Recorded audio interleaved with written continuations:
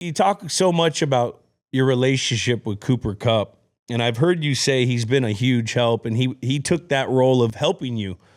Like, can you talk about your relationship with Cooper Kupp and what he's meant and what you guys have learned and how it's going to be, how you're going to feel when he leaves? Yeah. When he's gone. Yeah, he is gone now, except I'm gonna see him 2 times a year, so that'll be exciting. I told him, I'm like, man, well, I'm like, if you, I'm gonna make sure somebody's going for 150. I'm like, we're pushing each other. I'm gonna be out there. I never really talk smack, and I know Cooper Kupp out of all people doesn't talk smack either. So I'm like, that might be the only day I come out there yapping. I'm like, I know that guy. I'm like, we spend the offseason together, and it's been a true blessing to be around him the first 2 years of my career and absolutely be everywhere with him in the facility, get to learn from him, spend the offseason together, work out, learn what it's like to be a professional athlete, and a wide receiver who's doing it at the top of his game right now and has been at the top of the league, who's won a Super Bowl MVP.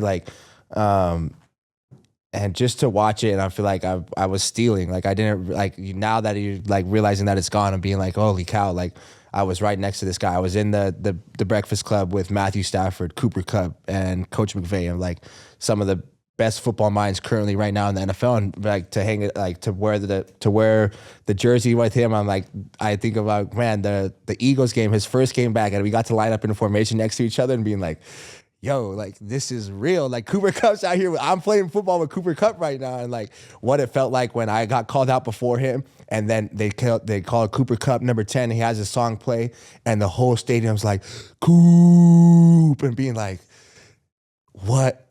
It's happening. Like, all through like training camp, OTAs, he got hurt during training camp my rookie year, and like he came back, and it was like everybody, you could feel like the leadership, and then also like the football player being like, he knows what's going on. It made it so fun. Yeah.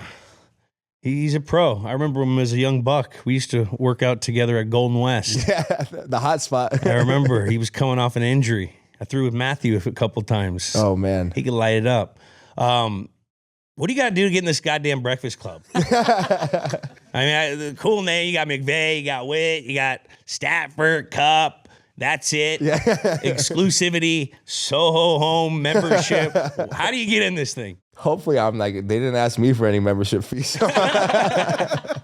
But shoot, you got to get up there early. I'm like, that's one of the things I was like, that helped. I was watching Coop, and I changed my routine of like, man, during season, I'm normally in bed at least by 9:30. Like if not, like going to bed by 9:30, so I could wake up and be up at 5:30, 5:45, so I could get to the facility at 6 o'clock. And and I would be almost the last one there. They've already been there, like they're up watching, and they've probably gone through the last practice, and now we're about to start watching the explosive from all the other teams across the league. And I'm like, so I come in for the back half, and then we rerun the tape. Me and Coop would be like, all right, now we're gonna watch the receivers at the end while either Matthew's going to grab coffee, they're grabbing breakfast, and then like we kind of sit there, watch all the tape, and it'd be like, all right, I keep them updated on like the newest slang terms, because I'm like, those two guys, I'm like, boomers. One Coop probably never actually has gone on social media. They're my age. And then Matthew, I don't think he even knows he has an Instagram. Damn. He posted April Fool's yesterday that he's all tatted up. Do you see that? Matthew Stafford has a full sleeve. That was the news yesterday. That's April Fool's if I ever seen one. That's a boom. That's such a dad joke right there. He is. Matt's cool.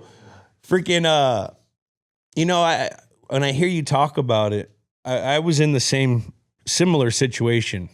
We had Wes Welker when I got drafted, and it's so good for a young player to get to learn from a guy who's a buck.